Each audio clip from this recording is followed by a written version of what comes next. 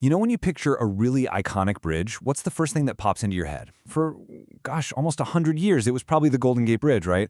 Those massive orange-red cables, a total symbol of American engineering power. But today, a whole new generation of giants is rising up, and they're completely rewriting the rules of what's even possible. So in this explainer, we're going to dive deep into how China became the world's new infrastructure colossus. And we're going to use their absolutely mind-blowing, record-breaking bridges to see how they did it.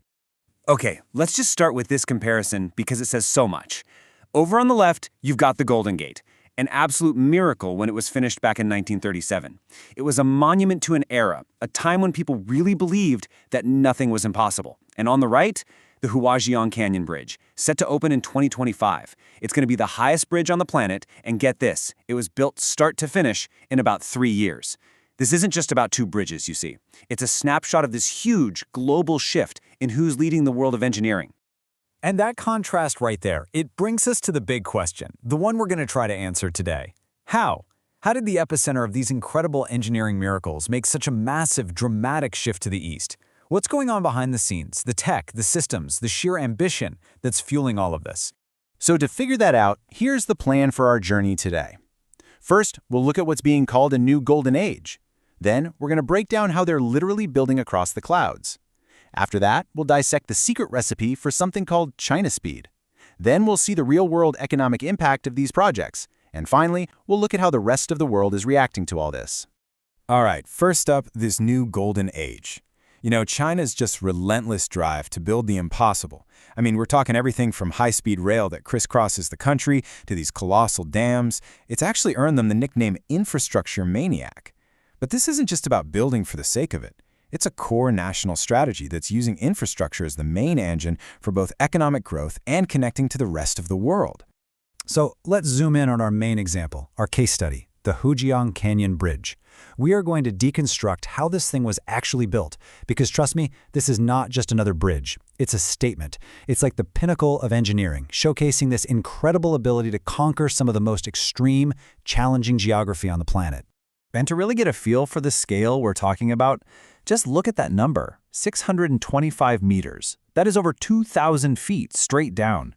To put that in perspective, you could stack 2 Eiffel Towers on top of each other in the canyon below and they still wouldn't touch the bridge deck. It's just staggering. And with that, it officially takes the crown from the Beipanjiang Bridge as the new world record holder. So the big question is, how on earth do you build something this massive in a place that experts once called almost impossible for modern construction? Well, you do it in 4 absolutely incredible stages. First, you've got the foundations. In this crazy, rugged terrain, engineers had to drive these massive concrete piles 68 meters deep into solid bedrock. That's like burying a 20-story building underground just to get a solid anchor. Then, the towers. They used this amazing hydraulic climbing system so the towers literally grew upwards at almost a meter every single day. Third, the cables. Now, to get the first line across that 1,400-meter wide canyon, they didn't use helicopters. They used a drone. A drone! To fly a single, thin pilot rope across, which they then used to pull bigger and bigger cables. And finally, the deck itself. 93 individual segments, each one weighing 200 tons, were hoisted up and locked into place with millimeter precision, all while battling these insane high-altitude winds. But the real innovation here, it's not just the construction. The Huajiang Bridge is more than just steel and concrete. It's a living, breathing, smart megastructure. It's wired up with over 400 high-precision sensors that are constantly checking things like temperature, wind speed, stress, and vibration. All of that data feeds into what's called a digital twin, basically a perfect virtual copy of the bridge. This lets engineers see into the future, predict problems, schedule maintenance, and even actively fight back against extreme weather, making sure this incredible bridge stays safe and stable for a very, very long time. Okay, so pulling off a project like that in just 3 years is it's mind-boggling. But here's the thing, it's not a one-off fluke. It's the result of a repeatable system. So now, let's take a look at the China speed formula, the actual system behind all this spectacle. To really understand China speed, just look at the Sanyuan Bridge in Beijing. This thing is a major artery with over 200,000 cars a day. When it had to be replaced, a normal project would have paralyzed that part of the city for months. Chinese engineers did the whole thing in 43 hours. It's incredible. They built the new 1,300-ton bridge section nearby, cut up the old one, and then used these giant modular transporters to just roll the new one right into place. Unbelievable. And if you think 43 hours for a bridge is insane, this next one is it's almost hard to believe. In the city of Longyan, engineers built an entire high-speed railway station, we're talking tracks, platforms, the whole shebang, in 9 hours. 9. The secret? Just like giant Lego blocks, they pre-built everything somewhere else, then thousands of workers just swarmed the site in this perfectly choreographed dance to snap it all together. This incredible speed isn't some kind of magic trick. It's the result of a very specific recipe. First, you have centralized leadership, which means decisions get made and acted on fast, without years of debate. Second, these huge state-owned construction companies all work together seamlessly. Third, China makes its own steel and cement on a mind-boggling scale, so there are never supply chain holdups. Fourth, like we just saw, prefabrication is king. Fifth, they have a massive, highly skilled workforce that can keep sites running 24/7. And finally, they use standardized, repeatable designs, which shaves years off the planning process. Let's just pause on that point about materials for a second. The statistic you're seeing here, it is just astonishing. In just 2 years, 2018 and 2019, China produced and used more cement than the United States did in the entire 20th century. Just let that sink in. That single fact is the bedrock, quite literally, of this whole infrastructure boom. You can't build this fast if you can't make the stuff to build with, and nobody on Earth does it on this kind of scale. This quote from a British academic just nails it perfectly. The concept is called parallel engineering. It means that while one team is tearing down an old bridge, another team is already building the new one in a factory somewhere, and a third team is still finalizing the design details. All three things are happening at the same time, not one after the other. They are literally compressing time down to its absolute physical limits. So we've seen the how, but what about the why? Why build all of this? Let's move on to our next section, from mountains to markets. This is where we see why these incredible feats of engineering really, truly matter. This slide really brings home the human impact. Before this bridge, just to get across the gorge, you were looking at a winding 70-minute drive that basically cut these towns off from the world. After the bridge opens, that same trip will take 90 seconds. Think about that. One single piece of infrastructure connects these once remote communities directly to the National Expressway network and, through that, to the economic juggernaut that is the Pearl River Delta. It's a total game changer.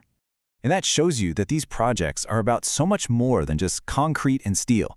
They don't just make it easier to move goods around, they create entirely new economies out of thin air.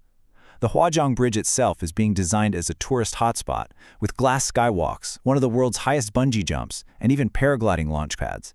They are literally turning a piece of critical infrastructure into an adventure destination. And to really capture this whole transformative vision, the service area for the bridge has been given this beautiful name, Yundu.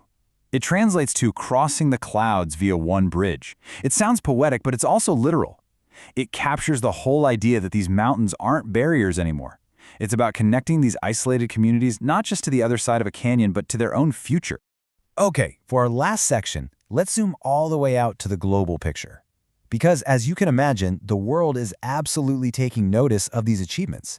And what we're witnessing is a fundamental paradigm shift in the world of engineering. The numbers here are just, well, they're stark. Of the 10 highest bridges on planet Earth, 8 of them are in China. And get this, half of those are in Guizhou province alone, the same rugged, mountainous region where the Huajiang Bridge is. This isn't some gradual change, it is complete and total dominance in modern, high-altitude bridge building. There's this saying that goes around in the global engineering community, and it just perfectly frames the history here. It says that leadership in this field passed from the West to Japan in the 90s and has now landed firmly in China for the 21st century. Chinese bridges have become a kind of global calling card for the nation's incredible strength. And hey, don't just take my word for it. This isn't just an internal observation. Listen to this comment from John Davis, the president of the American Society of Civil Engineers. He was talking about the Beipanjiang Bridge, the former world's highest, and he estimated it would be a 20-year project in the US. Chinese engineers did it in 6. That kind of expert opinion really drives home how huge the gap in speed and execution has become. Maybe this comment from the New York Times sums it all up best. They said China is applying Tesla-style innovation to infrastructure. And that's so powerful because it suggests this isn't just about building faster or bigger. It's about fundamentally rethinking the entire process, blending technology, speed, and massive scale in a way that is totally disrupting the global status quo. So we end right back where we started. The golden age of the Golden Gate has given way to this new, cloud-crossing era of the Hujiang Canyon Bridge. A new bar has been set, not just for what's possible in engineering, but for the incredible speed at which it can be done. And that leaves all of us with a really fascinating question.